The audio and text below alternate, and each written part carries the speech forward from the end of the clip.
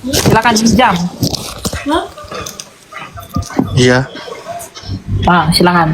dengar. Halo, Ya dengar, silakan. Mau tanya apa, Pak? mau nanya ini. Kamu kan dulu pernah dipanggil acara TV. Kenapa kamu tidak pergi? Acara TV siapa? Ada satu tuh Dr. Richard. Apakah mau debat? Saya udah pergi ke dokter Richard waktu itu kan. Ada, tapi cuma sama Dr. Richard aja. Lalu? Yang mana maksudnya? Ada. Sama Ya, ada. sama pentafsir yang lain Muslim. Oh, sama Donditan. Iya, iya, iya. Ya waktu itu saya udah di luar negeri, jadi nggak bisa datang ke Indo. Kan? Terus kamu antar apa itu orang lain kan? Ya teman saya Metatron, Bang Edwin. Kenapa Kenapa? kamu tidak pergi sana ikut acaranya? Saya lagi di luar negeri, Pak. Jadi saya nggak bisa pergi. Jadi saya minta perwakilan saya. Kenapa begitu? Ya emang kenapa? Emang nggak bisa? Nggak bisa, kamu sudah umbar-ambir di TV, di YouTube, tiba-tiba kamu kabur. Apa yang saya ombar-ambir? Nggak tahu, apa yang kamu umbar-ambir? Saya kan mengumbar-ambir kebodohan ajaran abad ke-7. Makanya mereka ngamuk lalu demo saya kan. Itu bukan ngamuk, itu cuma ada jawabannya itu. Mana ada nggak ngamuk demo? Anak-anak kok di demo? Kalau nggak ngamuk itu apa, Pak? Nggak ada demo. Loh, siapa lihat. bilang? Loh, yang di Kelapa Gading itu apa? Kelapa Gading, itu bukan kamu. Iya, yang dipasang muka siapa yang dipasang di banner yang di Kelapa Gading di Itu depan cuma AT? yang obses sama itu, tapi bukan Sama semua. Enggak, muka siapa yang dipasang? Muka saya atau muka Bapak? Muka siapa? Ya, yang di demo di Kelapa Gading itu yang dipasang muka saya atau muka Itu cuma editan Bapak? itu. Editan siapa? Editan suruhan kamu. Nah, inilah kadrun ya. Udah, tidur aja kau kadrun. Semua yang buruk tentang ajaranmu nggak mau kau akui karena kau tahu bahwa itu memang ada dalam ajaranmu. Tapi kau gengsi untuk pindah dan keluar. Kau memilih untuk binasa. Nah itulah yang bernama nizam tadi. Jangan ikuti orang begitu ya. Masa saya menyuruh orang buat demo saya? Stres. Silakan viral. Ya Kak, selamat malam. Silakan Pak, mau tanya apa? Itu tadi yang berhubungan dengan orang sebelah kanan itu, yang disalib itu, dia tetap masuk surga kan Kak? Iya, dia dinyanyikan Firdaus. Tetapi dia katanya ada sebagian orang katanya dia tidak mendapat upah. Itu yang membedakan, benar nggak? Masalah upah atau tidak, yang penting dia di Firdaus. Yesus sendiri yang janjikan. Itu enggak perlu ditafsir lagi tuh. Udah jelas. Masalah dia dapat upah atau enggak penting. Yang penting dia selamat. Dia Itu yang selamat, penting. tapi kan kalau misalnya selamat tidak melakukan perbuatan yang baik setelah dia selamat, setelah dia ini, itu kan juga menjadi polemik juga, sama saja orang itu berbuat dosa Dalam lagi. siapa? Yesus Kristus aja tidak mempolemikkannya, Pak. Diselamatkan karena kerelaan hatinya. Jadi tidak usah kita berpolemik tentang itu, tidak penting. Yesus aja kasih keselamatan buat dia, ngapain kita polemikkan keselamatan dia? Dia udah mengaku kok Kristus adalah rajanya. Jadi nggak ada bedanya dong antara orang baik sama orang yang berbuat dosa kalau begitu. Bedanya apa? Bedanya dia punya iman atau enggak? Ya kan kalau orang yang di sebelah kanan itu belum melakukan hal yang baik pada saat itu, waktu Siapa bilang dia sedang- tidak melakukan hal yang baik? Ketika dia mengaku, bukankah itu perbuatan baik karena dia merendahkan dirinya? Oke. Jadi perbuatan baiknya merendahkan dirinya itu. Oh iya dong. Itu kan pengakuan dia. Pengakuan itu kan bukti perbuatan baik. Karena dia mengaku. Yang di sebelah kirinya aja nggak mau mengaku. Karena dia memang jahat terus. Pengakuan, kerendahan hati, itu tanda perbuatan baik. Mana ada perbuatan baik tanpa kerendahan hati? Dia mengakui dia lemah, dia mengakui dia salah. Itu orang baik gitu. Bertobat itu, ya itu perbuatan baiknya. Dia mengakui dia bersalah kok. Oke.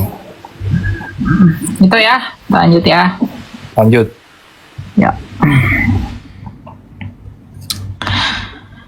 Oke. Ngapain lagi nih?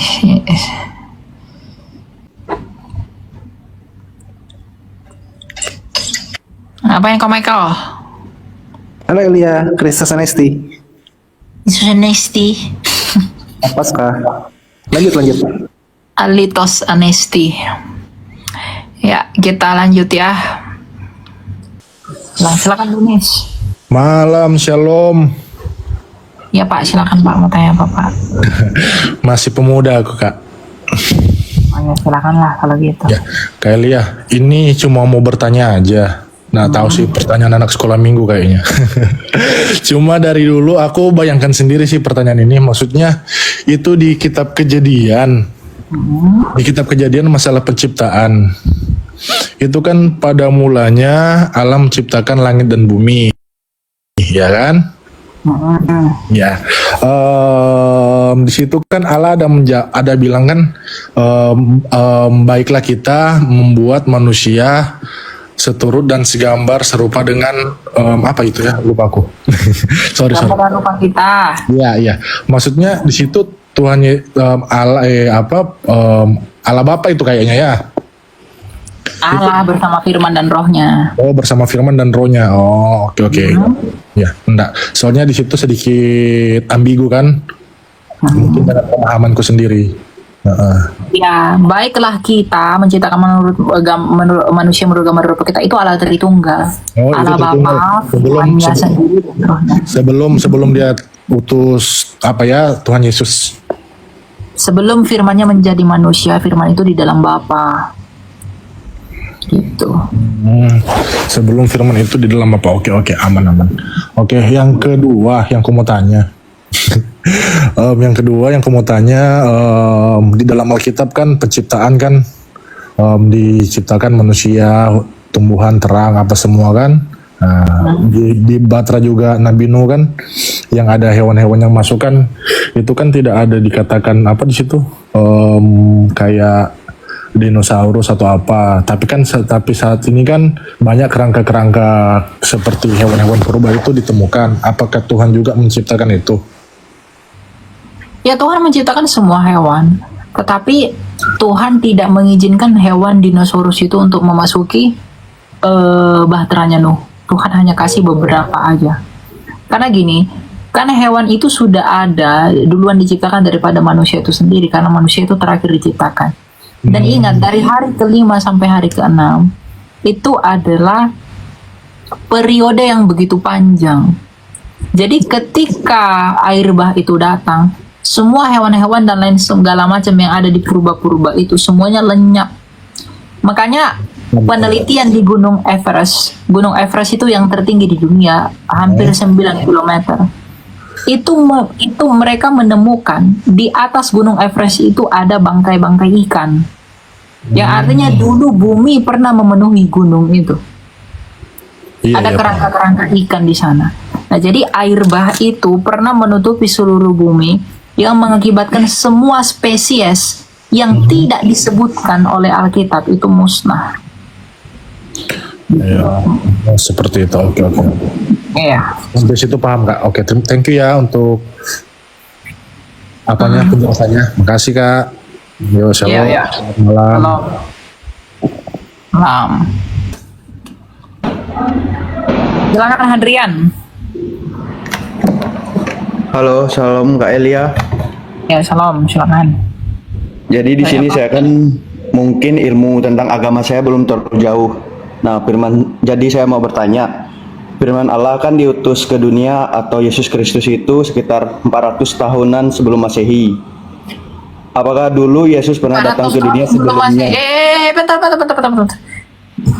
Firman Allah diutus. Gimana tadi bahasa? Ulang dulu. Firman Allah itu kan Yesus Kristus itu sendiri kan. Betul. Nah, apakah benar dia itu memang diutus atau ke dunia sekitar tahun 400 tahun sebelum Masehi? Tahun 4 sebelum Masehi dia Ya, datang. 4 sebelum Masehi, sorry. Kau ini. Nah, lanjut. Nah, apakah dulu Yesus itu memang pernah ada sebelum itu? Maksudnya udah datang ke dunia sebelum itu? Ya, terus pertanyaanmu apa? Nah, pertanyaannya itu kan banyak nih para nabi yang sudah ada di dunia sebelum Yesus atau firman itu ke dunia. Pertanyaannya, apakah para nabi itu dulu memang orang-orang pilihan Allah atau gimana? Kok mereka bisa tahu atau berani memberitakan ajaran tentang Allah Sang Juru Selamat yang kekal? Sedangkan Yesus dulu belum datang ke dunia.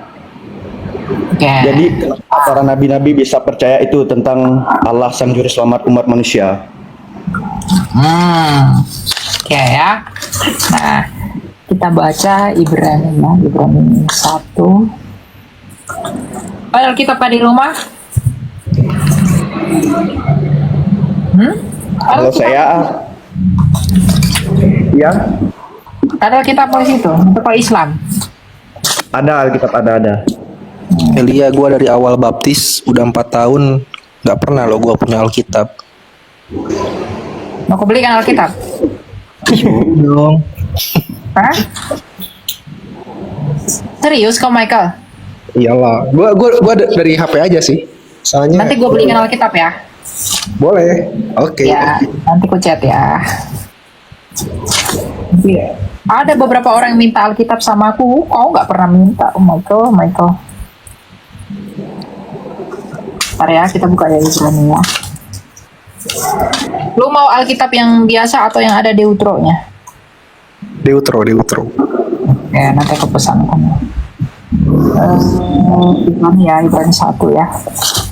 Nih, apa? Siapanya namamu? Adrian. Ya. Ibrani 1 ya. Nih dengar. Setelah pada zaman dahulu Allah berulang kali dan dengan berbagai cara berbicara kepada nenek moyang kita dengan perantaraan para nabi, pada zaman akhir ini Ia berbicara kepada kita dengan perantaraan anaknya yang telah Ia tetapkan sebagai ahli waris segala sesuatu. Melalui Dia Allah telah menjadikan alam semesta. Jadi, memang di masa perjanjian lama, firman Allah itu belum menjadi manusia. Firman Allah itu hanya menampakkan dirinya. Ketika dia menampakkan dirinya kepada Musa, kepada Abraham, kepada Hagar, dan lain sebagainya. Ya, nah, dan Tuhan itu memberi perintahnya melalui para nabi. Jadi Allah itu berbicara selalu melalui para nabi. Nubuatan tentang Mesias, perintah-perintah dalam hukum Taurat, itu semuanya Tuhan berikan melalui para nabi. Tapi di zaman akhir ini, di tahun 4 sebelum Masehi tadi, Ia tidak lagi berbicara kepada para nabi, tetapi Ia sendiri yang datang ke dunia melalui firman-Nya, anaknya yang tunggal, untuk datang ke dunia ini. Makanya setelah Yesus nggak butuh nabi lagi kita. Jadi kalau ada yang bilang kita masih butuh nabi penyempurna lah apa segala macam, enggak berguna Iya, itu buat saya kita. udah percaya itu sih. Setelah Yesus datang ke dunia, mungkin emang tidak ada lagi yang namanya nabi-nabi lagi. Betul dan benar Yesus sekali. datang ke dunia itu kan memang udah kayak final gitu ya, bahwa Jadi memang mengapa Allah berbicara di akhir zaman ini melalui Yesus Kristus sendiri? Karena Allah mau menyatakan karya puncaknya. oh iya. Ya, Oke, paham Kak Elia. Terima kasih ya jawabannya. oke, makasih ya. Ya, Ya. Amin.